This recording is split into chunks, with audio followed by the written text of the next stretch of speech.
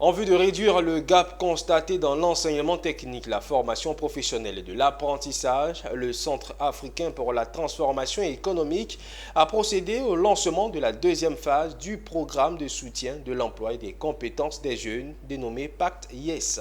C'était à l'université Félix Houphouët-Boigny d'Abidjan en présence de Walter Kofi et Ézéchiel Seri. Un autre chapitre sur l'emploi et la compétence des jeunes vient de s'ouvrir avec ces travaux qui ont réuni enseignants-chercheurs et acteurs de la formation professionnelle.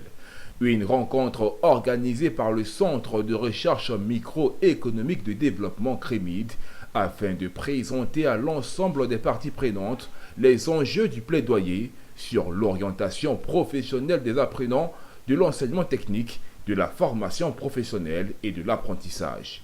Des réflexions dont les résultats devraient aider la jeunesse à se doter des compétences nécessaires pour répondre aux défis de l'employabilité. Nous pensons qu'un apprenant qui fait une telle formation sait qu'il augmente ses capacités, mais il ne sait pas les capacités qu'il lui faut sur le terrain de l'emploi. Et donc, à travers l'encadrement des conseillers d'orientation, en appliquant la stratégie du projet professionnel, on permet à cet apprenant d'avoir l'information juste sur le métier qu'il veut faire et les compétences qui sont liées à ça. À partir de ce moment-là, il pourra définir le chemin de formation lui-même. Le ministère ivoirien de l'enseignement technique, de la formation professionnelle et de l'apprentissage a apporté son soutien à ce programme qui se conforme à son plan d'action. Nous pensons que le sujet qui est en train d'être traité nous intéresse. Comment faire en sorte que les élèves de Côte d'Ivoire comprennent l'enseignement technique de la formation professionnelle, sachent qu'ils ont un intérêt à aller faire la formation professionnelle. Comment leur faire percevoir les débouchés potentiels qui les attendent, alors que quand on ne sait pas, tout le monde passe le bac, tout le monde pense qu'il faut aller à l'université.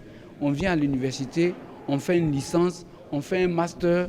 Et puis, là où nous voulons recruter les élèves de troisième pour leur donner une formation professionnelle, ce sont ces licenciés et ces titulaires de master qui redescendent pour aller faire la formation.